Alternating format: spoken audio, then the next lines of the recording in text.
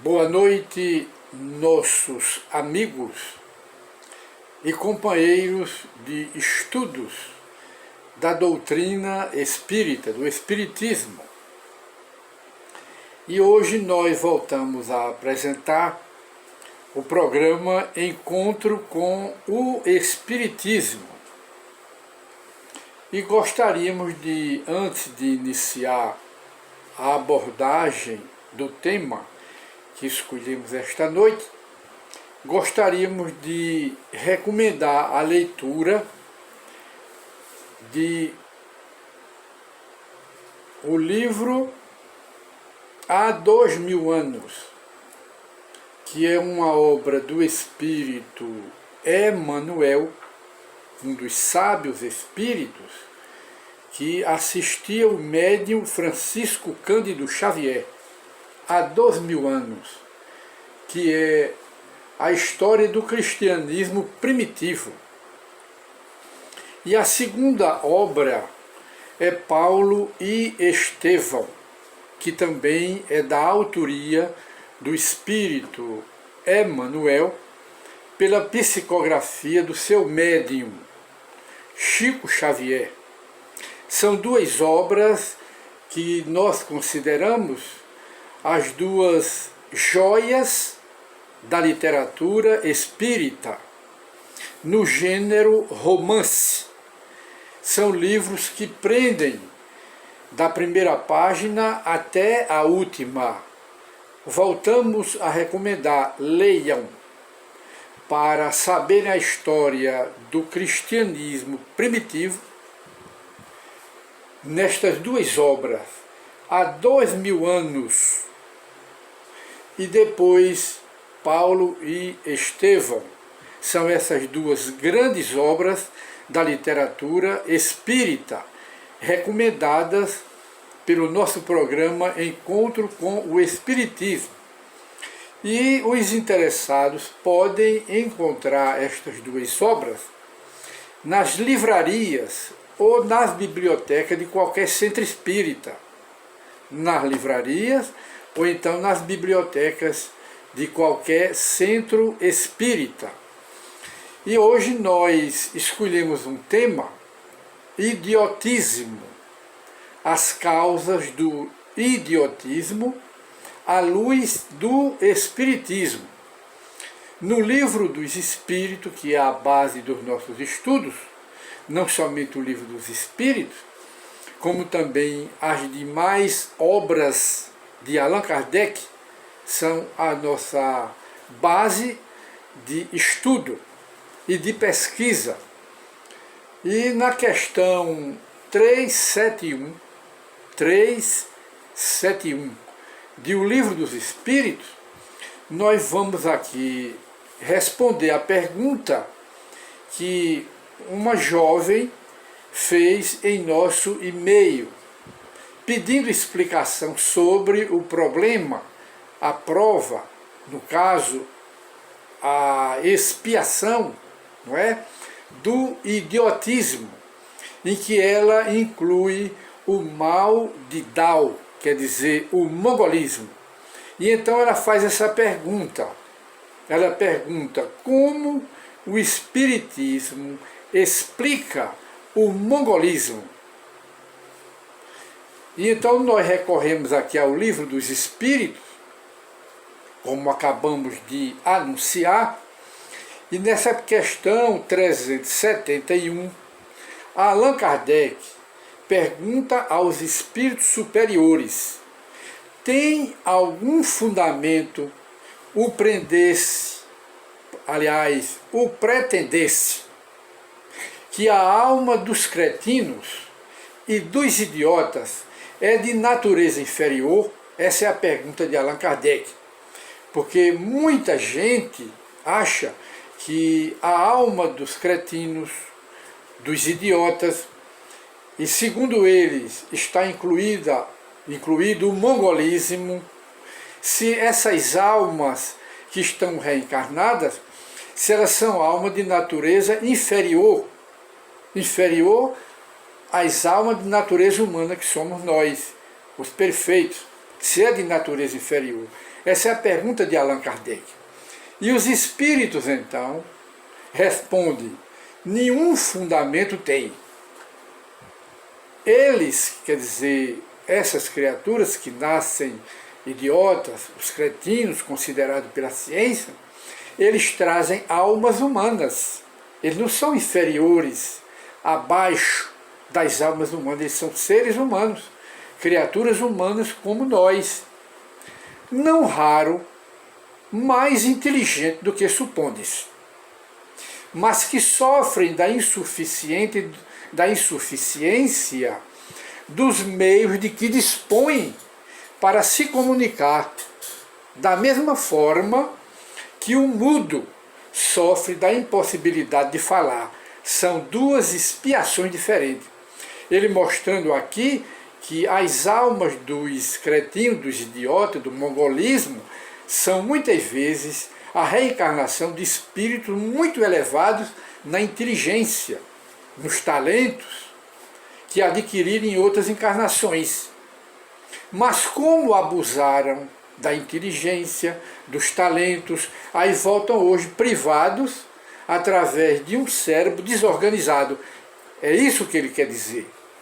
E na questão seguinte, Allan Kardec volta a perguntar: que objetivo visa a providência divina, criando seres desgraçados como os cretinos e os idiotas? Que objetivo tem Deus, a providência, criando essas criaturas? Com que finalidade? Essa é a pergunta de Kardec, que é a mesma pergunta de muitas pessoas. E então os espíritos superiores, eles respondem: ora, os que habitam corpos de idiotas, de cretinos, são espíritos sujeitos a uma punição, quer dizer, uma expiação. Sofrem por efeito, aliás, por consequência, do constrangimento que experimentam e da impossibilidade em que estão de se manifestarem mediante órgão, no caso o cérebro, não desenvolvidos ou desmantelados. Quer dizer, o cérebro deles é desorganizado, porque é uma prova e uma expiação que as almas dos idiotas, do mongolismo, que eles estão passando. Aí vem com órgãos desmantelados, desorganizados, que no caso é o cérebro, por onde o espírito reencarnado se comunica. E na questão seguinte, que é um desdobramento, Allan Kardec volta a perguntar: não há, pois, fundamento para dizer-se que os órgãos nada influem sobre as faculdades?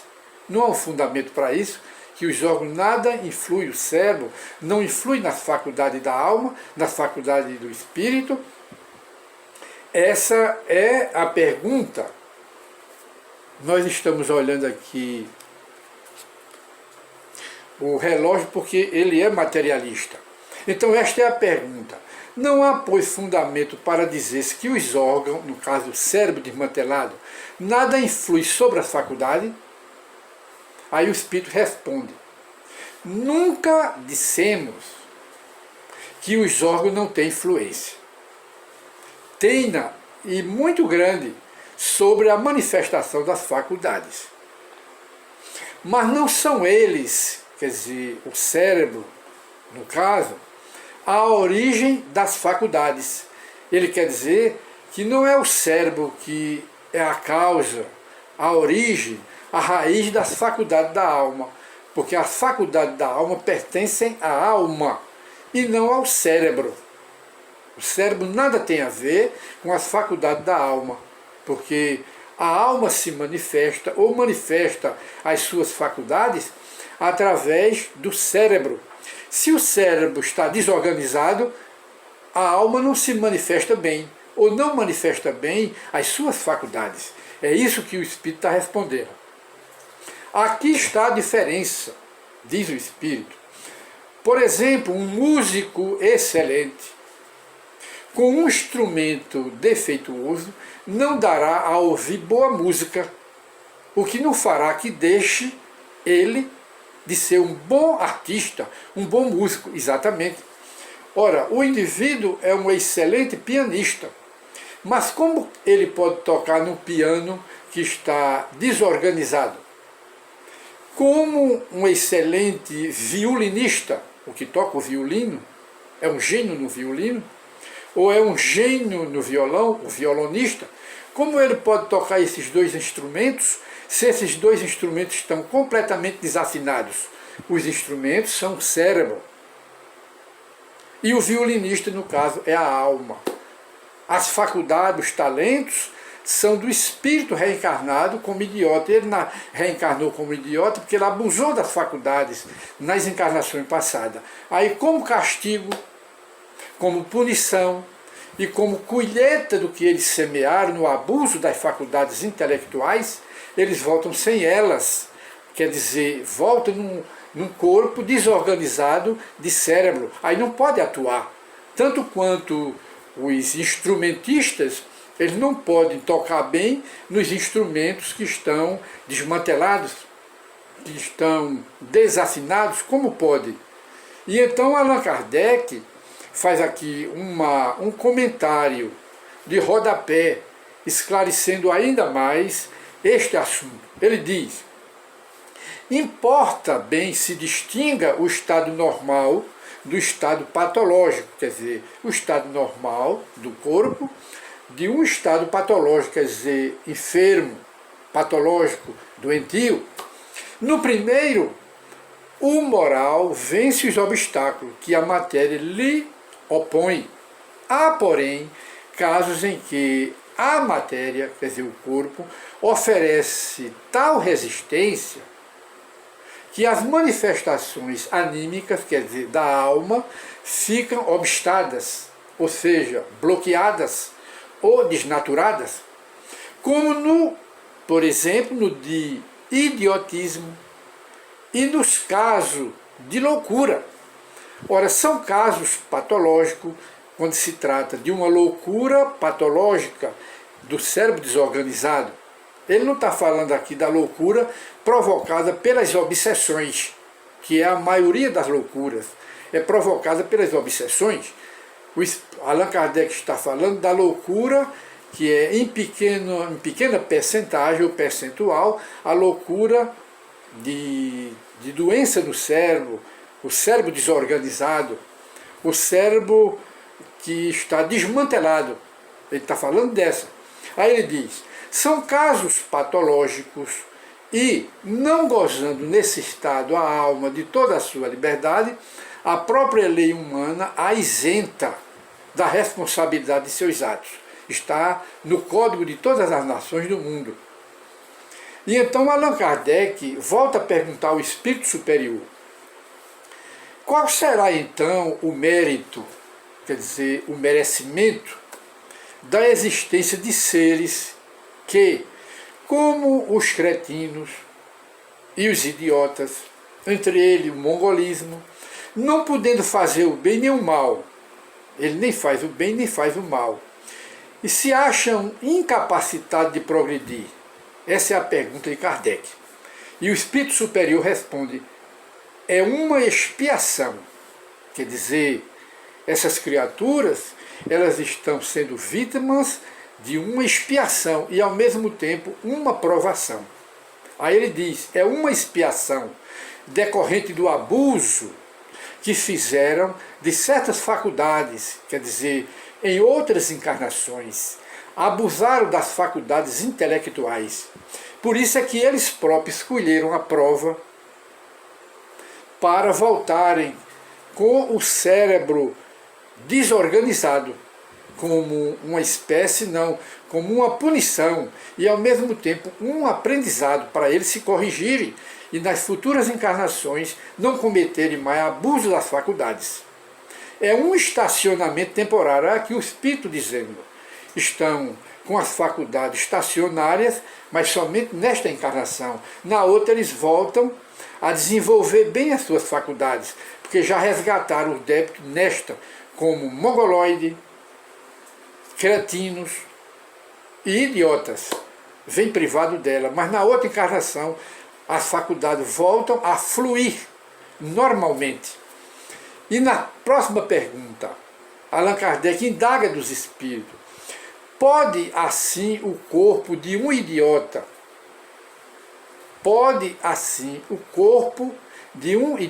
quer dizer, de um cretino, de um mongoloide, um mongolismo, pode ele conter um espírito que tenha animado no passado um homem de gênio em precedente encarnação?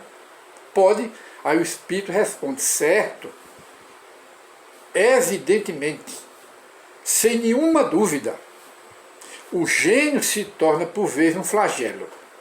Quer dizer, ele está dizendo que o gênio, quando faz mau uso da sua genialidade, ele volta na encarnação passada como um flagelado. Flagelado de quê? Do cérebro, desorganizado, porque ele abusou da faculdade na encarnação passada. E assim, abrindo um parêntese, ocorre com todas as faculdades que Deus nos concede para o nosso crescimento espiritual, e que nós abusamos dessas faculdades, todas. E quando nós abusamos das faculdades, daquilo que Deus nos dá, nos presenteia, e ao mesmo tempo abre caminhos para a gente conquistar essas faculdades, viremos privados delas nas encarnações futuras, se delas abusarmos no presente. É o caso dos idiotas, dos cretinos, do mongolismo, que foram espíritos grandes na inteligência, mas abusaram da inteligência nas encarnações passadas. E assim ocorre com todos os abusos na vida do espírito. Aí Allan Kardec faz mais um comentário de rodapé, que vale a pena nós prestarmos atenção, que é de muita sabedoria e explica as causas, não é, das doenças, tanto as doenças morais como as doenças físicas. E Allan Kardec pergunta: pode assim o corpo de um idiota conter um espírito que tenha animado um homem de gênio em precedente existência? Já foi essa que nós acabamos de comentar. Aí o espírito responde: certo, evidentemente, nós já sabemos. Mas o que vamos ler agora é uma notinha breve, de rodapé, Kardec comentando essa resposta do espírito superior. Aí diz: a superioridade moral nem sempre guarda proporção com a superioridade intelectual. Muito bem. Ele está dizendo que nem sempre a intelectualidade intelectual acompanha a intelectualidade moral. Ou, ao contrário, nem sempre a intelectualidade, ou nem sempre a moral, acompanha a intelectualidade. Quase sempre o indivíduo é um gênio, mas é de pouca moral. É isso que Allan Kardec está comentando. Ele procura desenvolver a faculdade intelectual e esquece das faculdades morais. Daí ele se tornar um gênio e moralmente continua lá embaixo. Quer dizer, a moral nem sempre caminha de mãos dadas, nem sempre caminha de mãos dadas com a intelectualidade. A intelectualidade está lá em cima e a moral está lá embaixo. Mas o espírito, para atingir sabedoria, ele tem que crescer de mãos dadas. A intelectualidade bem casada com a moralidade. Aí se torna o espírito superior. Então ele continua dizendo: e os grandes gênios da história podem ter muito que espiar, os gênios, porque abusam da genialidade. Daí, frequentemente, lhe resultar uma existência inferior à que tiveram no passado, em que foram gênio, e uma causa de sofrimento. Ora, os embaraços que o espírito encontra para suas manifestações no corpo, quando está reencarnado, se lhe assemelham às algemas, às amarrações que tolhem os movimentos a um homem de força, a um homem vigoroso. Pode dizer-se que os cretinos, os idiotas, eles são os estropiados do cérebro, como o coxo o é estropiado das pernas e o cego estropiado dos olhos. Essa é a explicação que Allan Kardec nos dá. Então, ele volta a perguntar sobre o mesmo tema para nós encerrarmos. Kardec pergunta, na condição de espírito livre, quer dizer, depois da morte, o idiota, o cretino, o mongoloide, no caso, na condição de depois da morte, quando ele já é livre, tem o espírito do idiota consciência do seu estado mental que passou aqui na Terra? Essa é a pergunta. Frequentemente tem. Compreende que as cadeias que lhe obstam ou que lhe obstaram ao voo são prova e expiação. Então, mesmo aqui na Terra,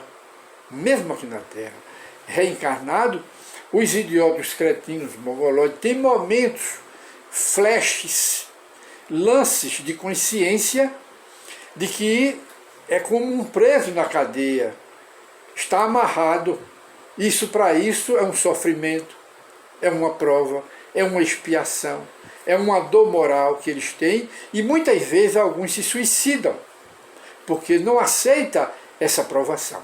E no mundo espiritual, eles se esclarecem ainda mais das causas que causaram, que geraram a sua idiotia, o seu cretinismo e o seu mongolismo aqui no mundo. E então, nossos prezados amigos e companheiros, nós encerramos o nosso programa hoje, Encontro com o Espiritismo, que nós escolhemos o tema no Livro dos Espíritos, que recomendamos às criaturas, que é idiotismo, na questão 371 do Livro dos Espíritos, para os que gostam de consultar o Livro dos Espíritos. Muita paz para todos, e no próximo programa apresentaremos um tema, a loucura, para depois apresentarmos outro programa sobre a loucura gerada pelas obsessões. Muita paz para todos.